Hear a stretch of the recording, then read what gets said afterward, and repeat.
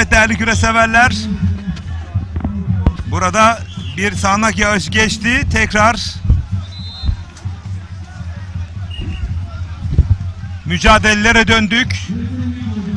Osman Aynur, Yıldıray Pala ekranın solunda, ekranın sağında Okan Acar, Mehmet. Yeşil yeşil mücadelesi.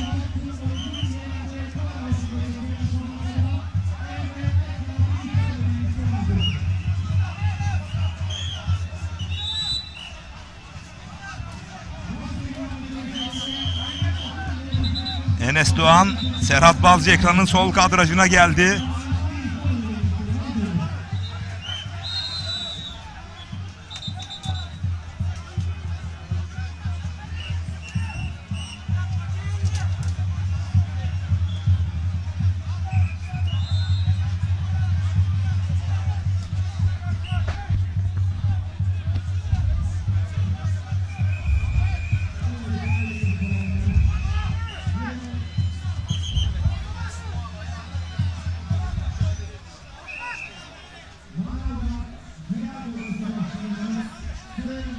Ekranın solunda, kadraj dışı kaldı. Evet, Enes Doğan tekrar kadrajda. Beline girdi.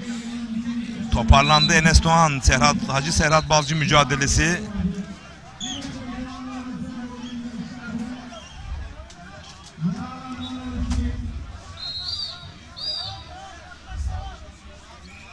Kısa bir yağmur geçişi oldu ve tekrar dindi. Bu tür ara ara yağışlar söz konusu olabilir. Değerli güreş severler.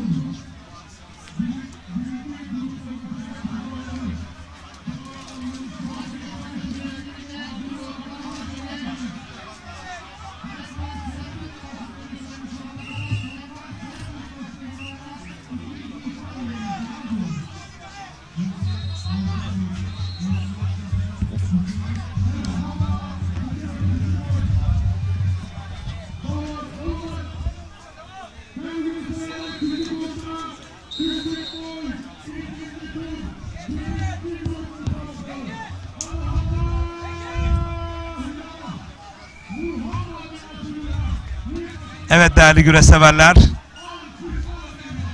Ekranın solundaki kameramanımız biraz daha konsantrasyonunu kaybetmemesi gerekiyor.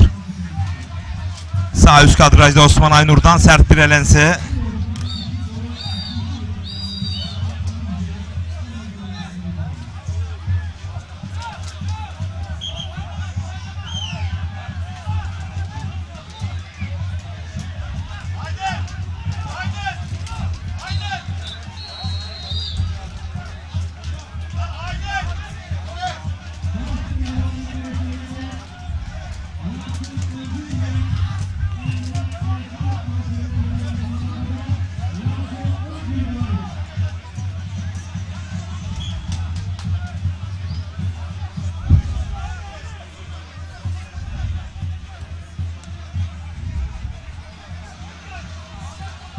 Evet değerli güreş severler.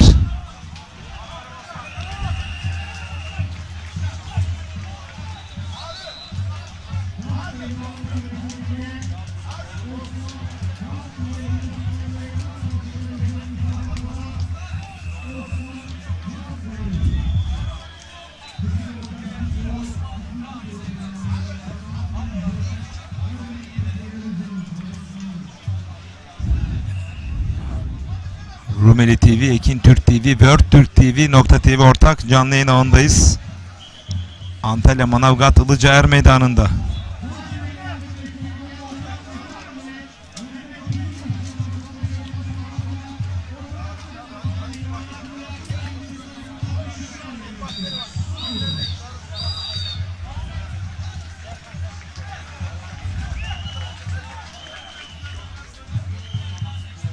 Sol üst kadrajda, sağ üst kadrajda bir koltuk altı arayışındaydı Yıldıray Pala. Mehmet Yeşil mücadelesiyle yan yana. Aynı kadrajda da Serhat Balcı ve Enes Doğan mücadelesi. Sağ üst kadrajda üçünü de görebilirsiniz.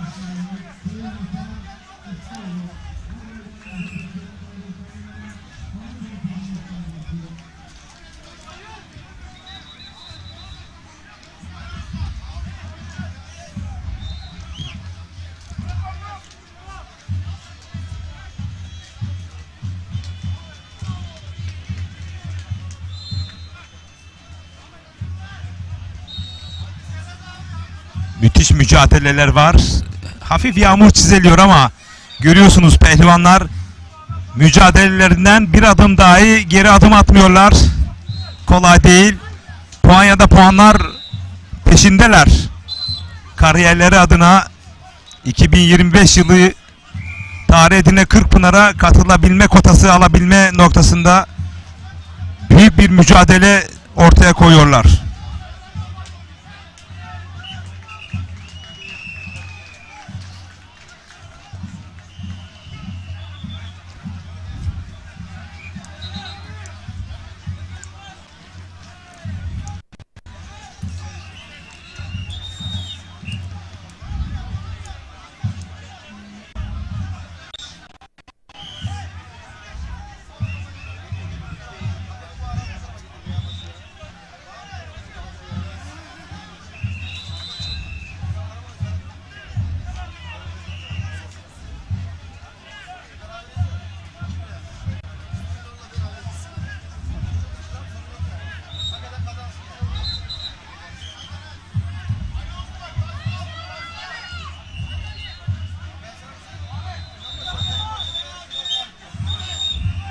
Sağ üst kadrajda Osman Aynur her an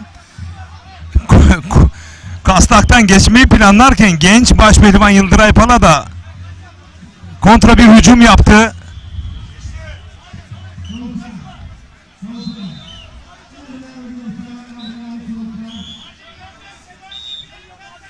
Müthiş mücadele var sağ üst kadrajda.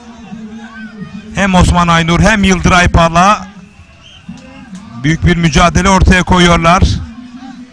Sağ alt kadrajda Okan Acar, Mehmet Yeşil, Recep Taslak ve Ali Altun mücadelesi de aynı kadrajda. Sağ alt kadrajda.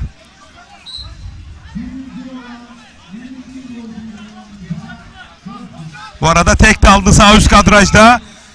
Yıldıray Pala paçayı aldı, çekti, bastırdı, bloke etti. Genç başpehlivan Yıldıray Pala Osman Aynur ustasını ikinci turda saf dışı bırakarak adını 3. tura yazdırdı. Gençler dolu dizgin devam ediyor değerli güreş severler.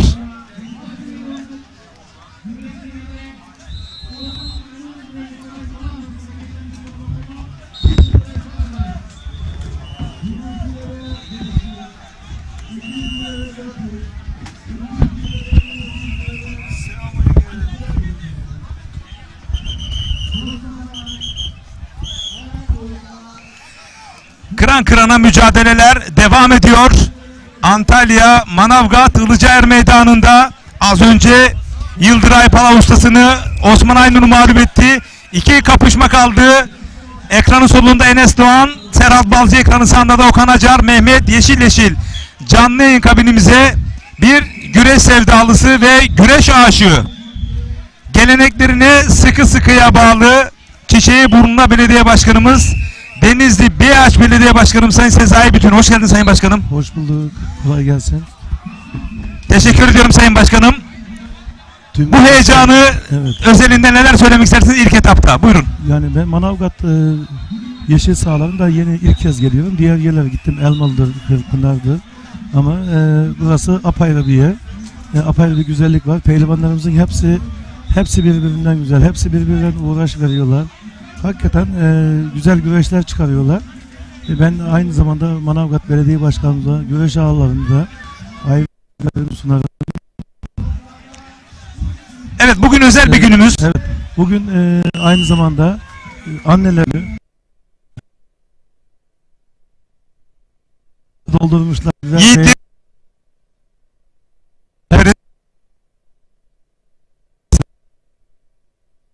hürmetler dilerim.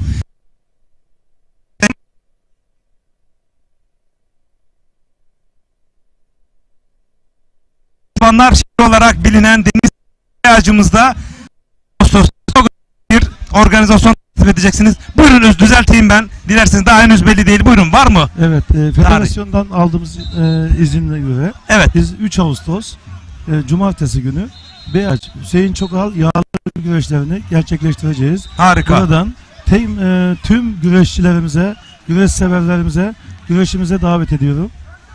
Orada bir ateş yakıldı. Kaldığı yerden devam edilecek. Bu arada Mehmet Yeşileşil Okan Acar mücadelesi kul hakemlerin tam ortasına doğru geliyor. Özellikle Deniz'de ve Beyaç'ta güreş çok sevilmekte. Bunu iyi biliyorsunuz ve kurmaylarınızla hemen bu kararı gelir gelmez aldınız efendim. Bu gelişme nasıl oldu? Bu müjdeyi nasıl değerlendirelim? Şimdi biz zaten bu sene nasip olursa 13.sü gerçekleşecek yağlı pehlivan güreşlerimizin. Hüseyin Çokal yağlı güreşlerimizin. Yani biz güreşin dışında değiliz. Her ne kadar ben belediye başkanı olmasam da bundan önceki başkanlığı ben her dönemde güreşe küçük büyük desteklerde bulunuyordum. Mutlaka bundan sonra da bulunmaya devam edeceğiz. Ne yapacağız? Biraz daha fazla destek olacağız güreşe ve güreşçilerimize.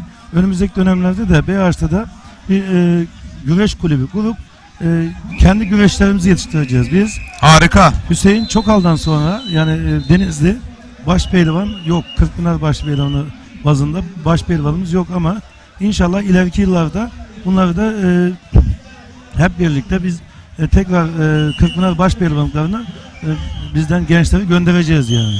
İnşallah diyoruz çünkü böyle bir misyonunuz söz konusu. Ayrıca sadece güreş değil, birçok sportif branşlarda da siz destekte bulunuyorsunuz Beyaç Belediyesi olarak. Evet tabii biz futbolda olsun, voleybolda olsun, diğer turnuvalarda güreşin mesela öğrencilerin dart turnuvaları, bu sporla ilgili turnuvaların hepsini biz Beyaç Belediyesi ve ben kendi şahsım adına da onların hepsine destekli bulunuyorum. Evet Sayın Başkanım, şimdi biz bir misyonunuz var artık. Hem de Türkiye Güreş Süren Kentler Birliği'nde üyesiniz, evet, kurucu üyelerindensiniz. Dolayısıyla tüm organizasyona bugün olduğu gibi büyük organizasyona yer verebilecek misiniz? Katılım sağlayabilecek misiniz? Programlar dahilinde efendim.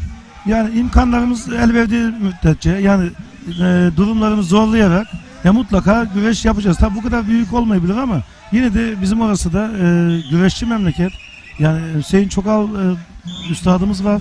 Onun yakışan şekilde güreşlerimizi devam ettireceğiz. Yani. Sorum şu doğrultudaydı. Siz de bugün nasıl buraya geldiniz? Diğer organizasyonlarda iştirak etme noktasında planlamalarınız olacak muhakkak ki. Yani şimdi şöyle ben bizi davet eden her tarafa güreşi mutlaka gideriz. Her taraf katlarız. Her tarafta da pehlivanlarımıza küçük büyük desteklerde bulunuruz. Bu arada sol kadrajda Enes Doğan Serhat Balcı mücadelesi her an puan alabilirdi ama tecrübeli başpehlivan Hacı Serhat Balcı milli takımlarda da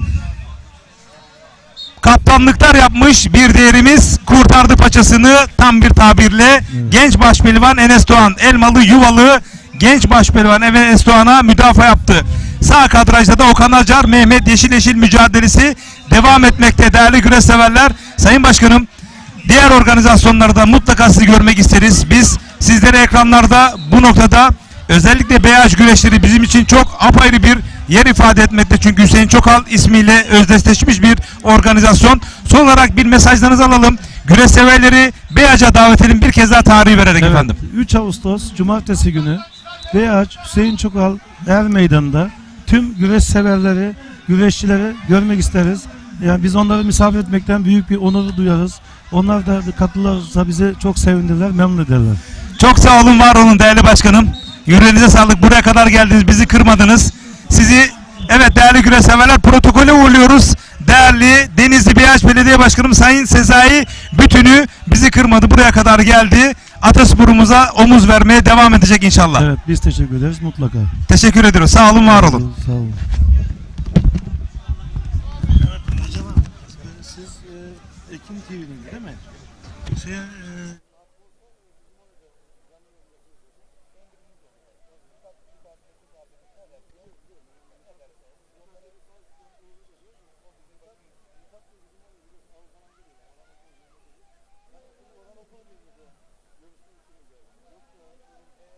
Antrenör burada bir yerdeydi abi. Ama sakin bir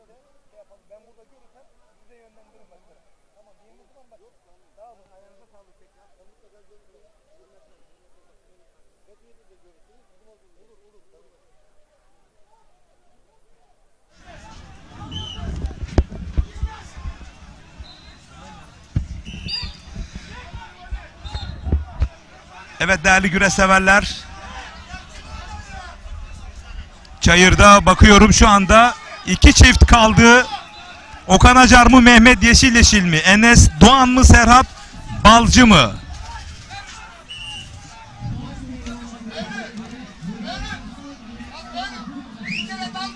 Bu arada uzak kadrajda özür diliyorum bir mücadele de var. Recep Taslak ve Ali Altun. Tam bizim önümüzde. Onu uzak kadrajdan anlatalım, önemli değil. Bu arada her an bir puan çıkabilir. Uzak kadrajda Recep Taslak. Evet, Ali Altun mücadelesinde kazanan Recep Taslak oldu uzak kadrajda. 2 mücadele şimdi kaldı değerli güreş severler.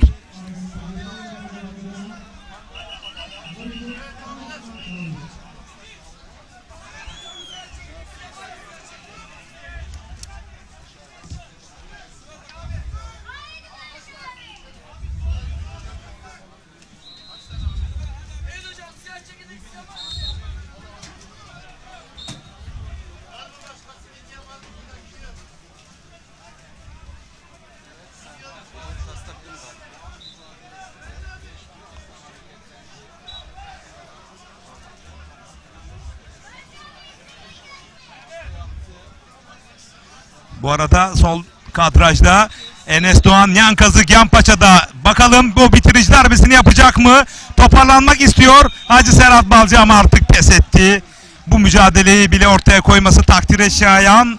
Hacı Serhat Balcı tebrik ediyoruz.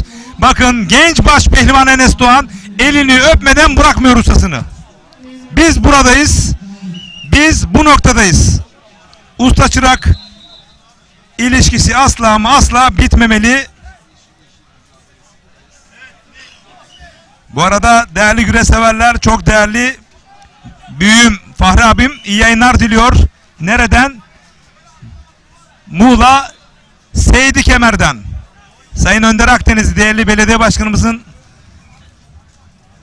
atfen güreş severleri 25 Ağustos Pazar günü 8 Zümrüt Çayırı'na davet ediyor. Değerli belediye başkanımız Sayın Önder Akdenizli. Ve tam ben 35 yıldır o çayırlarda güreştim. 35 yıldır o çayırlarda olan Fahri abimiz. Biz buradayız. Bu organizasyonu Ege'nin en büyük organizasyonu olarak yapmayı taahhüt ediyoruz. Her yıl yapmış olduğumuz gibi daha çok üstüne koyarak diyor. Türkiye'de ilk çift katlı güreş stadı orada. Bakın 2 katlı güreş stadı orada.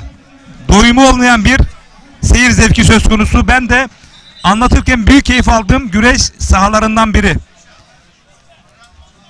Önder Akdenizli başkanımız da hiçbir fedakarlıktan kaçınmıyor. Ve Yakup Otgöz tabii ki o Seydi Kemer'in heykeli dikilecek bir ismi. Hiç kuşkusuz değerli büyüğüm.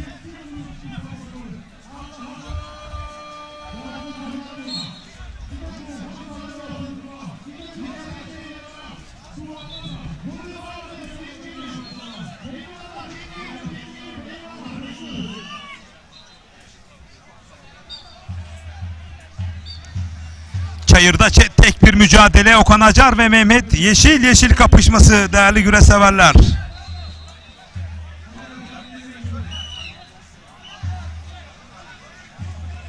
Akun Balıkesir'den, Ceyhun Atik Kocaeli Körfez'den Taşköprü Derneği Başkanlığı yapmakta değerli Ceyhun Atik dostum. Eski başpehlivan Eyüp Ünlü Ziya Ünlü'nün abi Eyüp Ünlü yiğit kardeşlerime Allah derman versin diyor Eyüp Ünlü değerli büyüğüm. Selam, saygı ve hürmetle ellerinden öperim.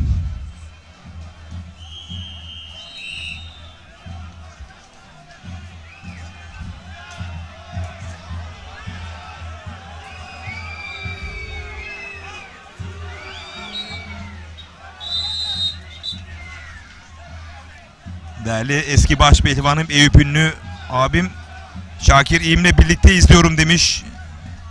Selamlar, hürmetler değerli büyüğümüz. Şakir İğme.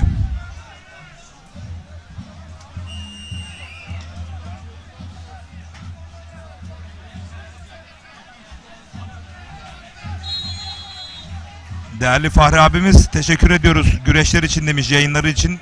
Biz sana teşekkür ederiz. Biz Önder Akdenizli başkanımıza teşekkür ederiz. Biz efsane başkanımız Yakup Ötküz'e teşekkür ederiz. Siz çeyrek asırdan fazla o güreşlere omuz vermeseydiniz bizim yayın yapmamızın hiçbir anlamı olmazdı. Biz sadece sizlerin yapmış olduğu emeğin denizde bir damla misaliyiz. Manisa'dan Ahmet Namal iyi yayınlar diliyor. Ekin Türk TV, Rumeli TV, World Türk TV, ortak canlı yayın andasınız. CV Enerji Türkiye Yağlı Güreş Ligi'nin ilk etabını oluşturan Antalya Manavgat Ilıca Er Meydanı'ndayız değerli güreş severler.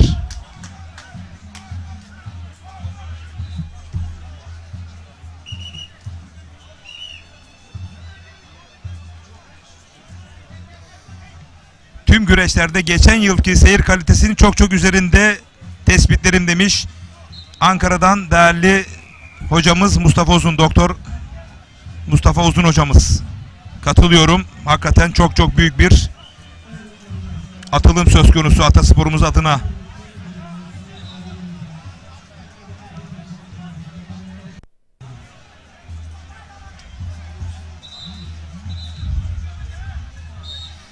Hem Rumeli TV İstanbul stüdyolarında, hem Ekin Türk TV İstanbul stüdyolarında, hem World Türk TV İstanbul stüdyolarında ve Nokta TV Kocaeli stüdyolarında bu yayınları sizlere ulaştıran tüm emekçi kardeşlerimize, rejidimize selamlarımızı yolluyoruz. Antalya, Manavgat'tan.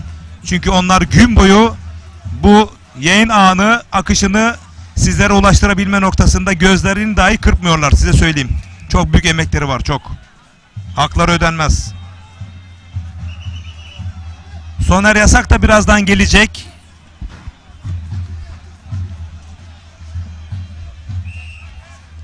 Mehmet Kurtoğlu hocamla devam edecektik. Evet, Soner Yasak hocamız bu arada gelmiş bulundu.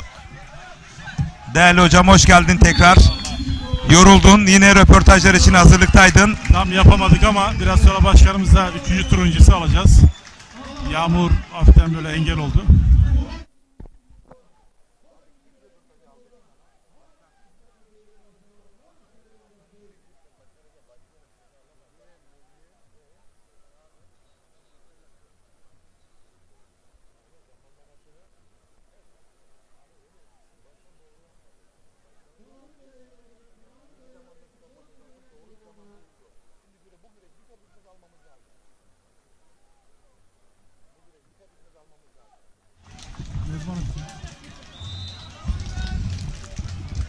Evet, çayırda tek bir mücadele kaldı. Mehmet Yeşil ve Okan Acar mücadelesi. İsmail Koç, İsmail Balaban, Mustafa Batu, Serdar Yıldırım, Recep Taslak, Turan Balaban, Mustafa Doğan Özkaya, Süleyman Başar, Yusuf Can Zeybek, Yıldıray Pala, Kürşat Şevki Korkmaz, Enes Doğan Fatih Atlı, Ali İhsan Batmaz, Hasan Cengiz Nedim Gürel, Ali Gürbüz, Orhan Okulu Serhat, Gökmen Seçkin Duman, Hüseyin Gümüşalan, Ertuğrul Tağdeveren, Yıldıray Yakın, Mustafa Arslan gibi koç yiğitlerimiz isimlerini 3. tura yazdırdılar değerli güreş severler. Evet, sevgili Recep Tosun, tabi biz yokken aşağıda saha içi röportajları da yapıyoruz. O da bir görev. Federasyon başkanımızla biraz sonra tekrar hemen Okan Acar, Mehmet Yeşil güreşinin Röportaj yapacağız değil mi Sayın Başkanımız? Harika. Başkanımıza tekrar uzun soluklu sormak istediğimiz sorular var. CV Enerji Türkiye Güreş Ligi'nde önemli katkıları var. Ve en son Türk'ün ilk er meydan olan Elmalı Yeşilyayla güreşlerinden finaller yapılacak. Onunla ilgili görüşler soracağız tekrar. Yönetmeliklerle ilgili önemli gelişmeler var. Önemli değişiklikler var. Evet. alındı. Bunlarla ilgili sormak istediğimiz sorular var. Yine Kırkpınar'da bir değişiklik var mı? Teknik anlamda bu Kırkpınar'la ilgili de sormak istediğimiz sizler adına sorular var. Dolayısıyla geniş bir zaman dilimine lazım. Biraz sonra bu Okan Acar ve Mehmet Yeşil güreşinin hemen ardından Sayın Başkanımızı Er Meydanı'na alıp orada bu sorularımızı yöneteceğiz. İnşallah. Evet, Recep Tosun üstadımıza gerçekten bizim yokluğumuzu burada bu makası arada kapatıyor. Dolayısıyla Estağfurullah. burada sizler adına teşekkür ediyoruz. Biz burada ortak bir yayın yapıyoruz. Rumeli TV, Ekin Türk, Dört TV ve Nokta TV ortak yayınından birlikte her 4 kanalımıza da bu yayınımız aynı ölçüde, aynı güzellikte ulaşıyor. Bu anlamda siz sevgili izleyicilerimize de burada teşekkür ediyoruz. Yağmur olmasına rağmen bir geçiş yaptı. Sayın Tosun'un ifade ettiği gibi geçiş olacaktı ve geçti. Evet. Ve seyirciden bir gram eksilme olmadı. Böyle herkes pür dikkat şu anda güreşe, Atasporu, Peygamber Sporu güreşe odaklanmış vaziyette. Evet sevgili güreş severler, Manavgat Ilıca Er Meydan'da bugün muhteşem bir ambiyans var. Bu ambiyansa ortak olmak için sizler de her zaman olduğu gibi bizin yanında oldunuz. Gerek mesaj atarak, gerek sosyal medyadan bize haber göndererekten güzel şeylerin altına imza attığınızı ve takdir ettiğinizi söylüyorsunuz. Çok teşekkür ediyoruz. Biz elimizden geldiği kadar bu güreşleri size en güzel şekilde anlatmaya çalışıyoruz. Tabii böyle Hava muhalefeti olmasına rağmen onlara ulaştırmaya çalışıyoruz. Onlara ulaştırmaya çalışıyoruz. Zor şartlar da olsa şartları kolaylaştırarak en güzel şekilde bu akışın size sağlanmasını, ulaşması için elimizden gelen tüm ekip arkadaşlarımızla şu anda jenerikte ve yayın odasında çalışan Fatih Bedir'in başkanlığındaki tüm ekip arkadaşlarımıza, kameramanlarımıza her biri çok cefakar bir şekilde çalışmalarını yapıyorlar. Ayrı ayrı teşekkür ediyoruz kendilerine. Güreş yarın da devam edecek. Bugün de 3. tura biraz sonra gireceğiz ve şu anda 2. turun son güreşi Okan Acar, Mehmet Yeşil. Ve şu anda güreşler karıştığı için Evet. hemen Çünkü alt boyların da çok var. salavatlaması gerekiyor, salınılması gerekiyor. Daha biraz çok gözüme mi küçük geldi ya da çok güreşçi var. Yok, çok güreşçi var. 87 tane güreşçi var. Çok güreşçi var. Az değil. Dolayısıyla her yerde güreş var. Her tarafta bazen karışabiliyor. Hakemler de gerekli müdahaleyi yapıp hemen güreşi en uygun şekli olan yerde yönetmeye çalışıyorlar.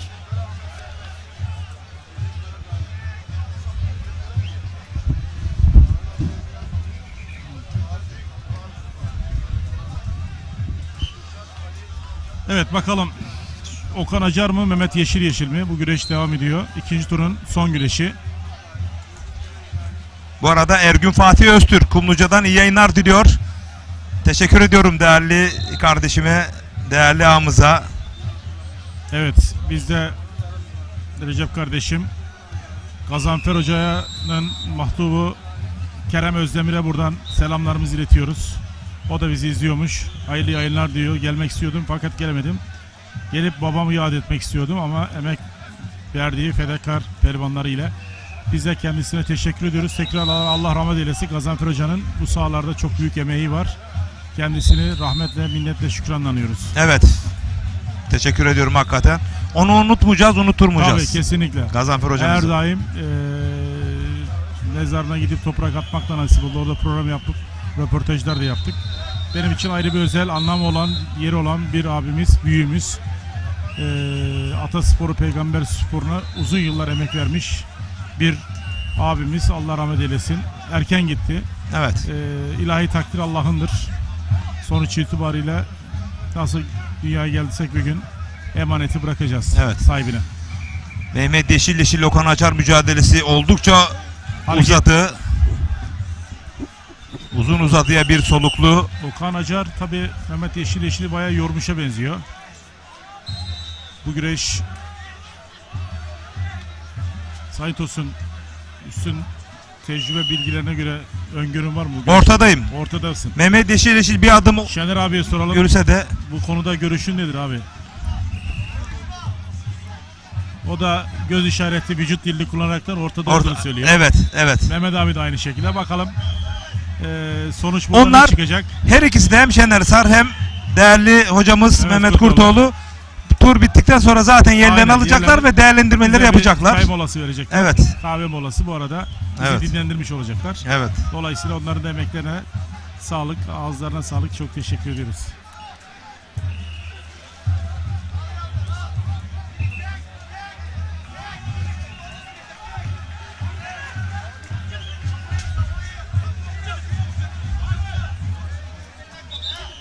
Okan Acar mı ekranın solunda yoksa Mehmet Yeşil mi? Az sonra belli olacak sonuç.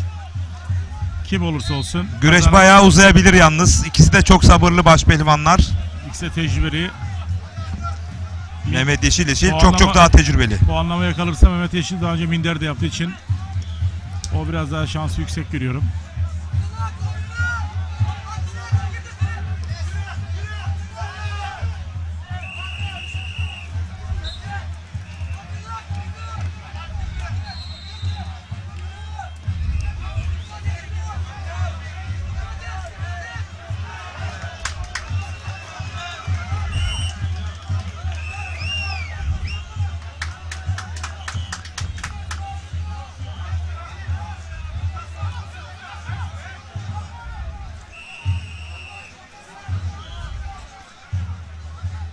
Evet sevgili güreş severler, Manavgat Ilıca Er Meydan'da şu anda hava yağışlı, biraz önce bir geçiş yaptı.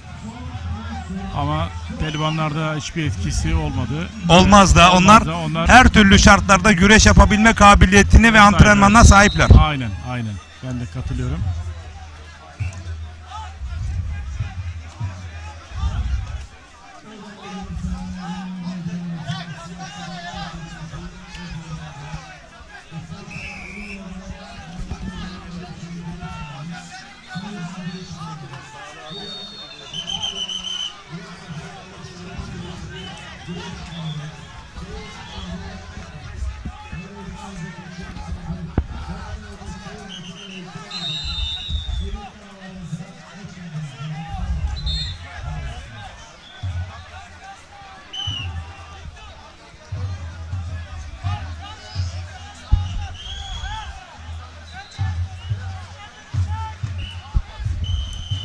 Evet, Fatih Bey'e çok teşekkür ediyoruz. Gerçekten çok özverili yayınlarda ekip arkadaşlarıyla birlikte bu güreşin en güzel şekilde yansımasını bizlere gösteriyor. Yine Rumeli TV'de şu anda bu yayının size aktarılması noktasında destek veren oradaki tüm ekip arkadaşlarımıza, Ekin Türk TV, World TV ve Nokta TV'deki ortak paydaşlarımıza da buradan teşekkür ediyoruz.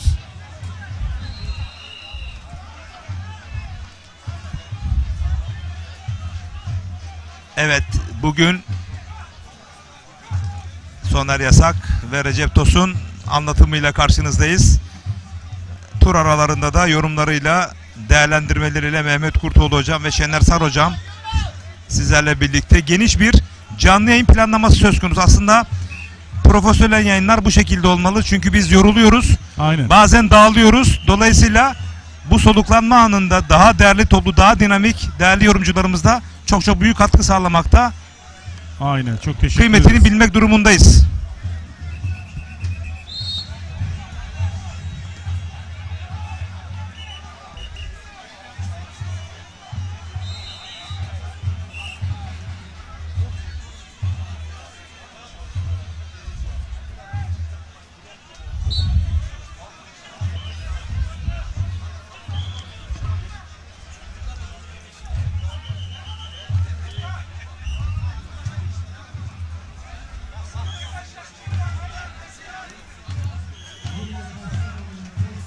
Bugünkü müsabakaların tamamı eleme turları değerli güreş severler. Yani yarın son 16'ya kalabilme mücadelesindeler.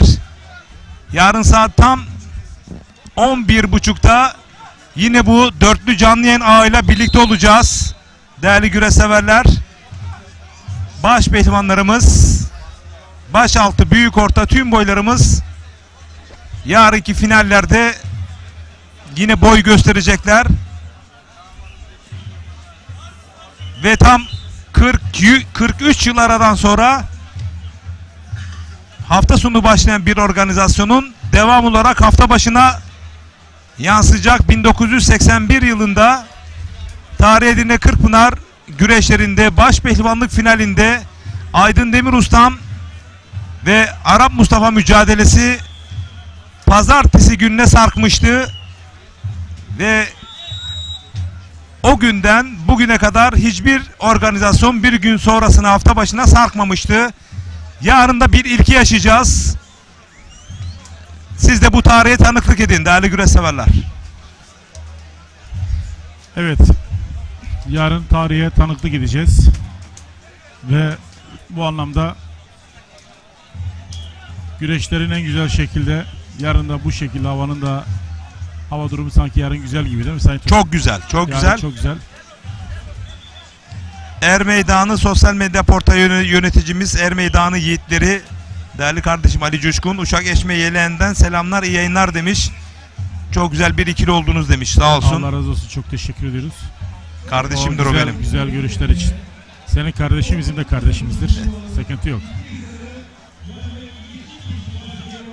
Bursa Karacabey'den Metin Acar iyi yayınlar demiş. Yorumcu kardeşime de tüm güreşlere başarılar diliyorum demiş. Çok teşekkür ederiz. Çok teşekkür ederiz ince görüşlerden dolayı. Gönen'den sağlıkçı İbrahim abimiz, o da 40 yıldır bu sahalarda, hatta 45 yıldır. Çok güzel destansı güreşler oluyor demiş. Eceabat'tan izliyorum demiş. Maşallah Türkiye'nin her tarafından izleyici kitlesi var. İşte böyle güzel, kutsal bir spor bu spor. Geçen hafta Amerika'dan mesaj geldi Ya, biliyor musun? Ne Soner kadar, hocam. ne kadar güzel değil mi? Amerika'dan mesaj geldi. Dünyanın büyücünden. Demek ki kıtalarda olsa, dünyanın büyücü de olsa. Murat Çakır, Murat Doğansoy eski futbolcumuz, milli futbolcumuz ve Erol Özgür bizleri izliyorlarmış. Murat Doğansoy hem Kocaeli'de hem de Denizspor kaptanlığı yaptı değerli büyüğüm.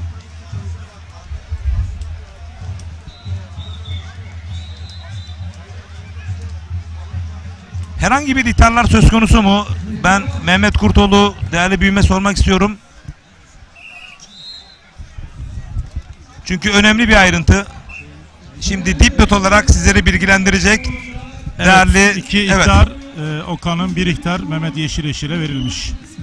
Tabi bu esnada kaçırabiliyoruz. Ama bu güreşlerin bitebilmesi için de bu ihtar durumlarını biraz daha baskı unsuru yapma noktasında pehlivanlara uygulanması gerekiyor. Evet, Bence evet. doğru bir karar vermişler. 2 ihtar Okan Acar, 1 ihtar Mehmet Yeşileşir. Evet. Bu arada Mehmet Yeşil Üçüncü tur. Okan Evet. Acar'ı bastırdı ve adını 3. tura yazdırdı. Şimdi yenişleri tekrar ekranlarda izleyeceksiniz.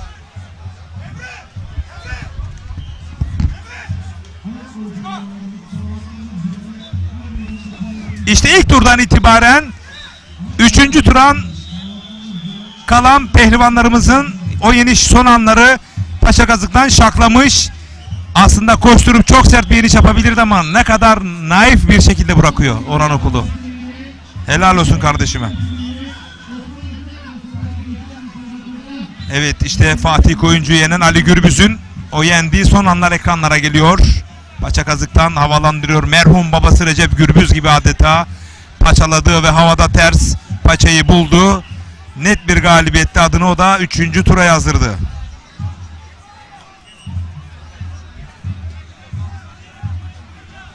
Ve Sarı Fırtına İsmail Balaban'da Ramazan Bircan ustasını bakın havalandırdı.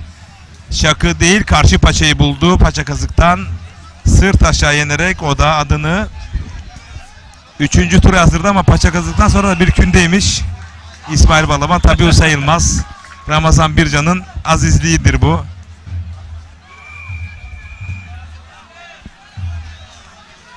O güreşin güzellikleri işte bunlar. Evet, Yusuf Can Zeybek'in son anları işte Onur Balcı'yı mağlup ederek. Kurtuluşu yok demiştin zaten. Evet. Çok yetenekli, sağlı sollu güreşebilen çok meziyetli bir başpehlivan Yusuf Can Zeybek.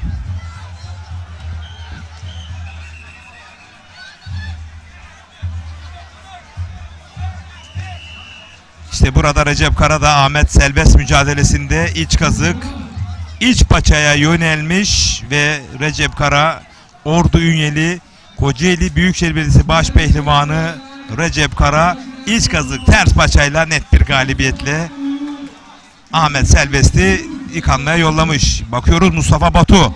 Kaan Kaya'da o da iç kazık ters paçayla mağlup ederek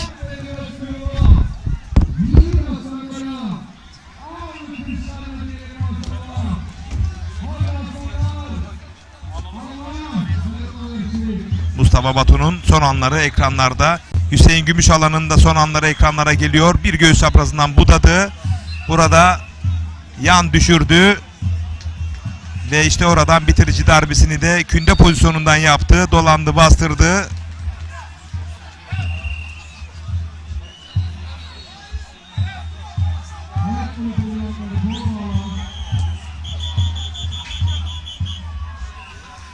Evet, kısa bir reklam arası veriyoruz. Daha sonra tekrar Antalya Manavgat Ilıcaer Meydanı'nda birlikte olacağız. Bizden ayrılmayın.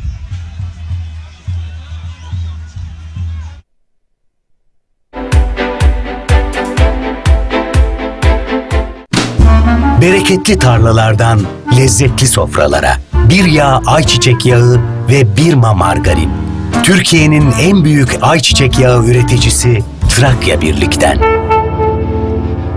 Parsellerimizin her birisi 399.000 TL. Tapu masrafı yine bize ait değerli izleyenler. Ekin Gayrimenkul, Ekin TV ve Radyo Ekin güvencesiyle. Şu anda hemen arayın. Burada 41 parsel var. Belki bir ayda bitecek, belki 10 günde bitecek. Çünkü konum olarak güzel. Şu anda ben Kadastro yolunun üzerindeyim. Kadastro yoluna cephe. Evet, baktığımız zaman Evreşe beldesine yaklaşık 10 dakika mesafede ve Bayramiçi köyüne de yaklaşık bir 3-4 dakika mesafede. Güzel konumda dediğim gibi, manzarası güzel. 0212 594 4 594 telefon numaramız. 0212 594 4 594. Arayın, bilgi alın, yerinizi ayırttırın. Ücretsiz servislerimiz var. Her pazar Beylikdüzü'nden saat 11'de Cumhuriyet Durağı'na yakın ofisimiz var. Ekin Gayrimenkul, oradan kalkıyoruz. Gelin, yerinizi ayırttırın. 0212 594 4 594. Evet, numaramızı verdik değerli izleyenler.